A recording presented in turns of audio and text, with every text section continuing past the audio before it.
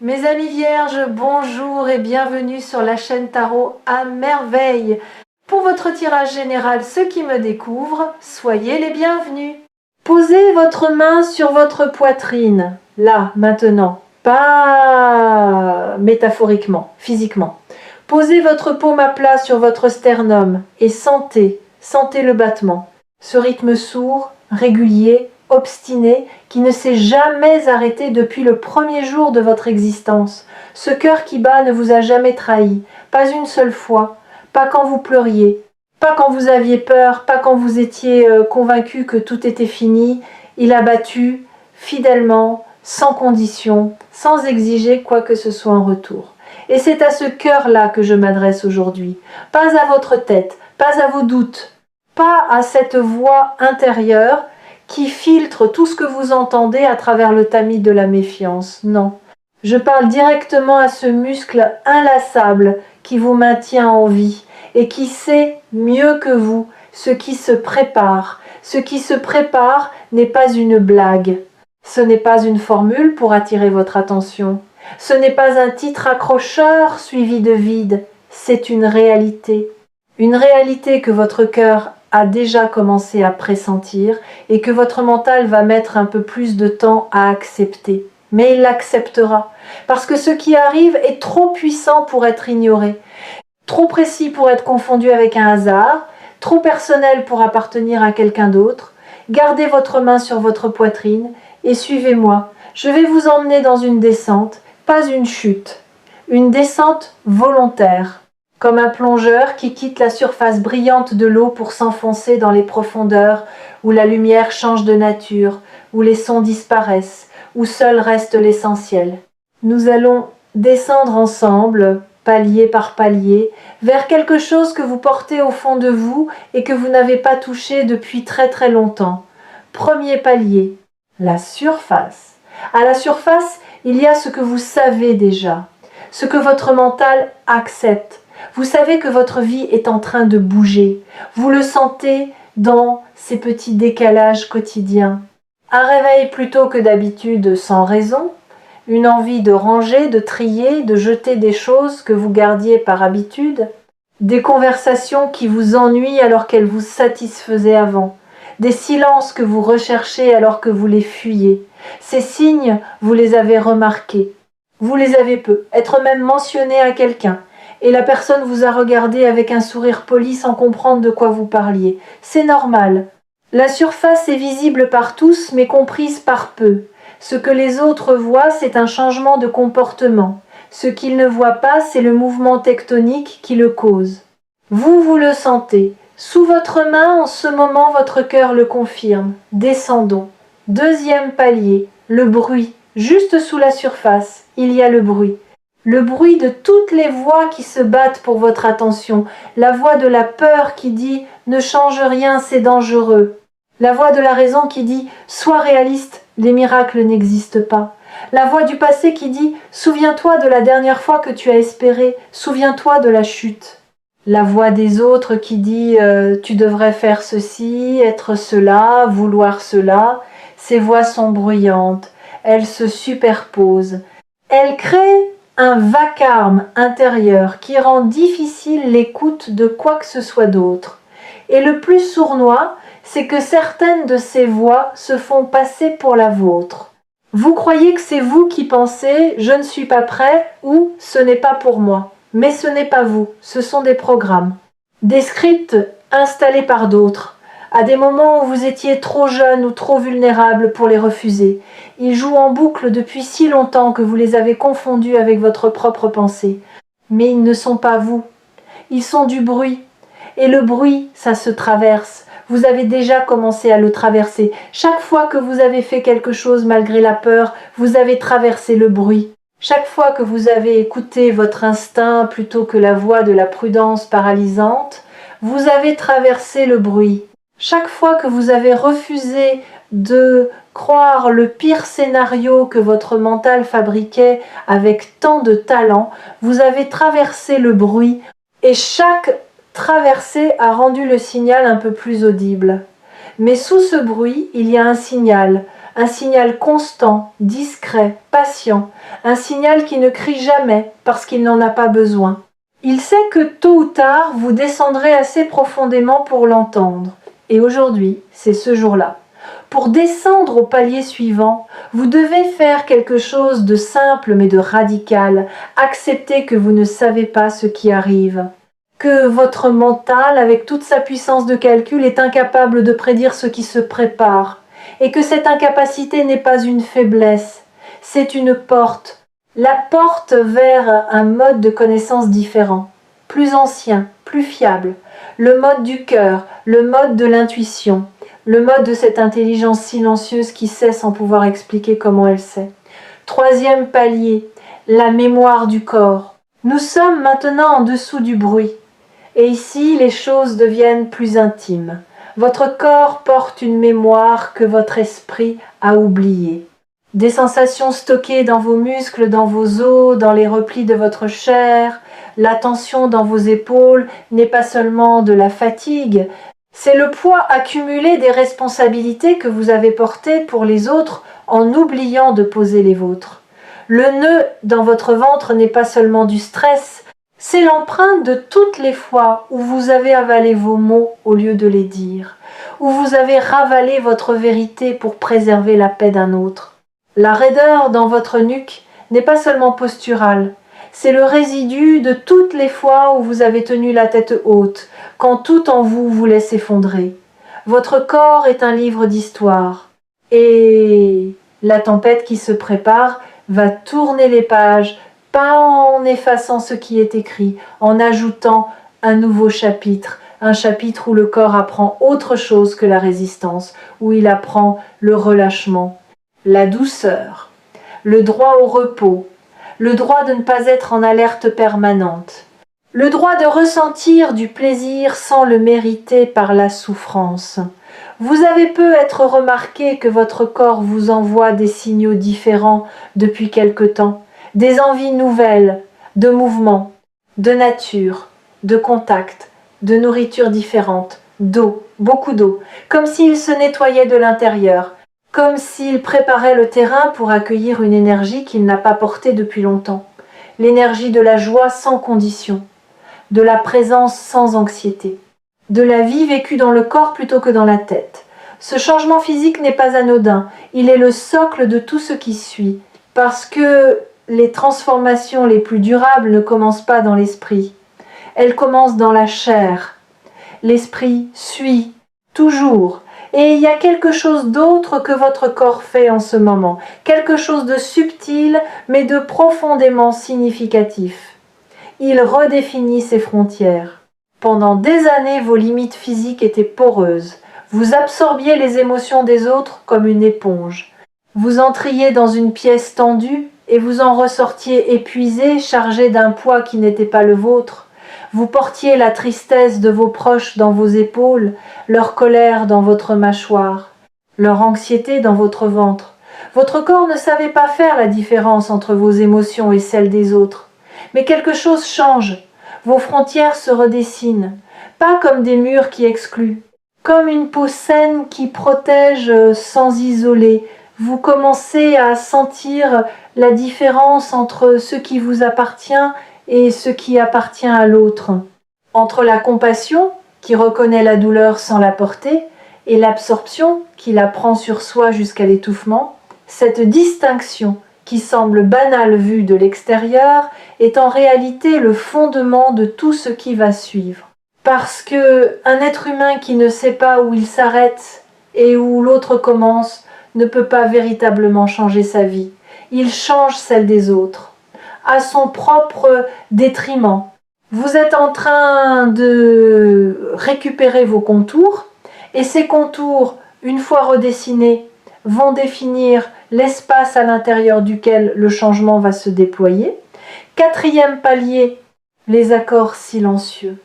Nous descendons plus profondément maintenant, et ici nous touchons à quelque chose que personne ne vous a jamais expliqué. Au cours de votre vie, vous avez passé des accords, pas des contrats écrits, des accords silencieux, des pactes inconscients avec vous-même, avec les autres, avec la vie.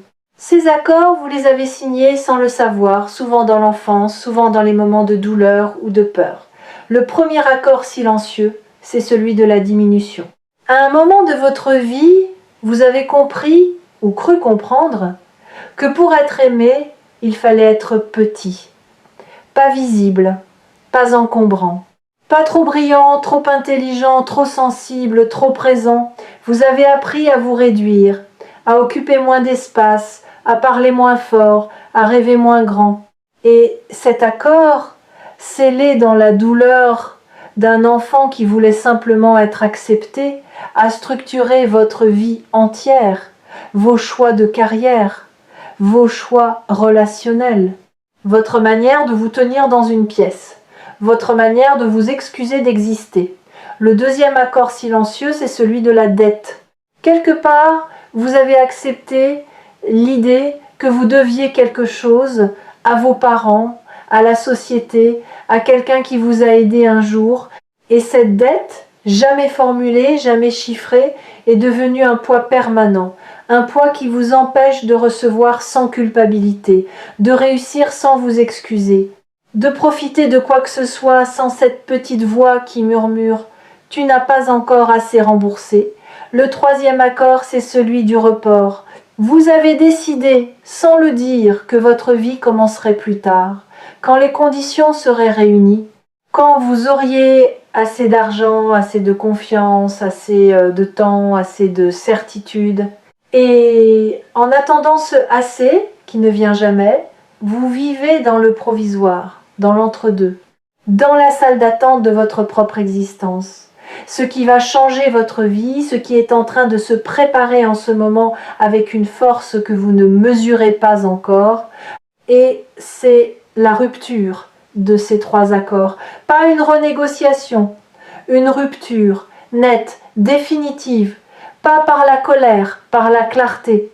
Vous allez réaliser, avec une évidence qui ne laisse aucune place au doute, que ces accords n'ont jamais été les vôtres, qu'ils ont été signés par un enfant effrayé, pas par l'adulte que vous êtes devenu, et qu'un contrat signé sous la contrainte de la peur n'a aucune valeur. Ce qui est en route vers vous, et cette vidéo trouvée ici sur Tarot à merveille n'est qu'un des nombreux signes de sa venue, c'est la permission, pas une permission accordée par quelqu'un d'autre. La permission que vous vous donnez enfin à vous-même, la permission d'être grand, la permission d'être libre de toute dette imaginaire. La permission de vivre maintenant, pas plus tard, pas quand tout sera parfait, maintenant, avec tout ce que maintenant contient d'imparfait et de magnifique. Cinquième palier, le courant. Nous sommes profondément maintenant. Et ici, il n'y a plus de mots. Il y a un courant, sentez-le. Sous votre main, votre cœur bat un peu différemment. Peut être un peu plus vite, peut être un peu plus fort. Ce n'est pas de l'anxiété, c'est de la reconnaissance. Votre cœur reconnaît ce que votre mental est encore en train de traiter. Il reconnaît la vérité de ce qui est dit. Et il y répond comme un instrument qui résonne quand la bonne note est jouée à proximité. Ce courant, c'est le mouvement de votre vie qui se réaligne. Pas un réalignement brutal, chirurgical, un réalignement organique, comme une rivière qui retrouve son lit originel après des années de détournement artificiel. Vous avez été détourné par les circonstances, par les choix des autres, par vos propres choix faits depuis la peur plutôt que depuis la vérité. Et maintenant l'eau revient, elle revient vers le chemin qui a toujours été le sien, votre chemin. Ce chemin ne ressemble à celui de personne d'autre, c'est le vôtre. Taillé dans la roche de votre propre expérience, creusé par vos propres larmes, élargi par vos propres joies. Il n'a pas de modèle, pas de précédent, pas de carte tracée par quelqu'un qui serait passé avant vous. Vous êtes le premier à marcher ce chemin. Et cette solitude-là n'est pas de l'isolement, c'est de la singularité. C'est le privilège rare et vertigineux d'être le créateur de sa propre route. Il y a quelque chose que vous devez savoir sur cette route. Elle ne sera pas droite, elle ne sera pas logique. Elle ne suivra pas le plan que votre mental voudrait lui imposer. Elle serpente, elle surprend. Elle prend des virages que vous n'auriez jamais choisis si on vous avait consulté. Mais chaque virage, chaque détour apparent est d'une précision chirurgicale. La vie ne se trompe pas de chemin.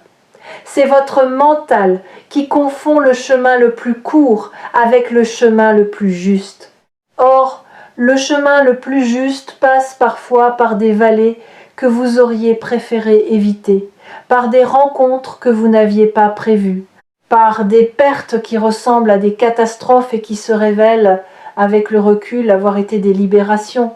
Regardez en arrière un instant, pas avec regret, avec lucidité. Repensez à la chose la plus difficile qui vous soit arrivée, la pire, celle que vous ne souhaiteriez à personne. Et maintenant demandez-vous honnêtement, seriez-vous la personne que vous êtes aujourd'hui sans cette épreuve? Auriez-vous cette profondeur, cette empathie, cette capacité à percevoir ce que les autres ne perçoivent pas? La réponse, vous la connaissez, et cette réponse n'excuse pas la souffrance. Elle ne la glorifie pas, elle la replace dans un contexte plus vaste, un contexte où rien n'est gaspillé, où chaque douleur est un engrais pour une croissance que vous ne pouviez pas voir pendant que vous souffriez. Et cette croissance, c'est exactement ce qui vous a amené à ce moment, à ce palier, à cette descente vers votre propre vérité. 6e palier, le pardon inversé. Il y a ici quelque chose que je n'ai jamais formulé de cette manière, un concept que j'appelle le pardon inversé. Vous connaissez le pardon classique. Pardonnez à ceux qui vous ont blessé, acceptez ce qui s'est passé, lâchez la rancune. Vous l'avez probablement pratiqué avec plus ou moins de succès au fil de votre vie. Mais le pardon inversé est différent. C'est le pardon que vous devez demander, non pas aux autres, à vous-même, pas pour ce que vous avez fait de mal, pour ce que vous ne vous êtes pas permis de faire de bien, pour toutes les fois où vous avez dit non à une opportunité par peur, pour toutes les fois où vous avez sabordé quelque chose de beau parce que vous ne vous sentiez pas digne de le vivre, pour toutes les fois où vous vous êtes choisi en dernier ou pas du tout, pour toutes les fois où vous avez offert aux autres la patience, la douceur, la compassion que vous refusiez obstinément de vous accorder. Ce pardon inversé est l'acte le plus révolutionnaire que vous puissiez poser. Et il est intimement lié à ce qui va changer votre vie. Parce que tant que vous ne vous êtes pas pardonné de vous être maltraité, vous continuerez inconsciemment à accepter la maltraitance, à la reproduire, à la chercher même parce qu'elle confirme la croyance profonde que c'est ce que vous méritez. Alors faisons-le maintenant, ensemble. Dans le silence de cette plongée, dites-vous mentalement ou à voix haute si vous êtes seul, je me pardonne de ne pas m'être choisi quand j'en avais besoin. Je me pardonne d'avoir traité les autres avec plus de douceur que je ne me suis traité moi-même. Je me pardonne d'avoir cru que je devais gagner le droit d'être heureux. Ce n'est pas une formule magique, ce sont des mots qui déverrouillent comme une clé dans une serrure rouillée. La porte ne s'ouvre peu, être pas immédiatement. Peut être qu'il faudra tourner plusieurs fois, peut être qu'il faudra revenir demain et après-demain et le jour suivant. Mais la serrure a reçu la clé. Et une serrure qui a reçu sa clé finit toujours par céder. Quand cette porte s'ouvrira, ce qui se trouve derrière vous submergera d'une tendresse que vous n'êtes pas habitué à recevoir. Une tendresse venant de vous-même, dirigée vers vous-même. Et c'est cette tendresse intérieure, cette bienveillance enfin tournée vers l'intérieur au lieu d'être exclusivement tournée vers les autres, qui est le carburant du changement qui vient. Sans elle, le changement reste en surface. Avec elle, il pénètre jusque dans les fondations. Le changement qui arrive va briser cette boucle, pas par magie, par saturation. Vous avez atteint le point où la douleur de rester identique dépasse la peur de changer. Et ce point de basculement est le plus puissant qui existe dans l'expérience humaine. Parce qu'il est irréversible. Une fois que vous l'avez franchi, vous ne pouvez pas revenir en arrière. Vous ne pouvez pas savoir ce que vous savez maintenant. Vous ne pouvez pas sentir ce que vous ressentez. La porte s'est ouverte dans un seul sens. Et devant vous, il n'y a pas le vide, il y a l'espace. votre espace. 7e palier, le fond. Nous y sommes au fond. Et ce qu'il y a au fond n'est pas sombre, c'est pas effrayant, c'est pas ce que vous craignez. Au fond, il y a un calme absolu, un silence si pur qu'il contient toutes les musiques. Et dans ce silence, il y a une vérité qui attend depuis toujours que vous descendiez assez profondément pour la trouver. Cette vérité est simple, si simple qu'elle en devient presque impossible à croire. La voici, vous n'avez jamais été le problème, jamais, pas une seule fois dans votre vie, vous n'avez été le problème. Les situations étaient le problème, les circonstances étaient le problème, les croyances étaient le problème, les accords silencieux étaient le problème. Mais vous, l'être humain qui bat sous votre main en ce moment, vous n'avez jamais été le problème. Vous avez été la solution qui s'ignorait. Laissez cette vérité descendre. Pas dans votre tête, dans vos os, dans votre sang, dans chaque cellule de votre corps qui a porté pendant des années le poids d'une culpabilité qui ne lui appartenait pas. Vous n'étiez pas le problème. Et maintenant que vous le savez, maintenant que cette connaissance est ancrée dans votre chair, tout peut changer, tout va changer. Non pas parce que les circonstances vont miraculeusement se transformer, mais parce que vous, face aux circonstances, serez quelqu'un d'autre, quelqu'un qui sait, quelqu'un qui n'a plus besoin de se justifier d'exister, quelqu'un qui occupe sa place, toute sa place, sans s'excuser et sans se diminuer. Les habitués de Tarot à merveille reconnaîtront dans ce message l'écho d'une vérité qu'ils sentaient monter depuis plusieurs lectures.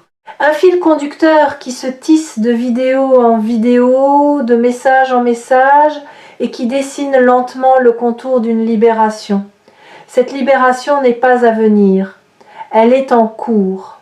Maintenant, dans votre poitrine, sous votre main, remontons maintenant, lentement, palier par palier, remenons avec nous ce que nous avons trouvé au fond, cette vérité, ce calme, cette certitude nouvelle. Quand vous atteindrez la surface, le monde n'aura pas changé, les mêmes personnes seront là, les mêmes situations vous attendront, mais vous les verrez avec des yeux lavés par la profondeur, des yeux qui ne cherchent plus à fuir, à contrôler, à anticiper chaque menace, des yeux qui regardent la vie en face et qui disent « Je suis là, entièrement là, et je suis prêt ».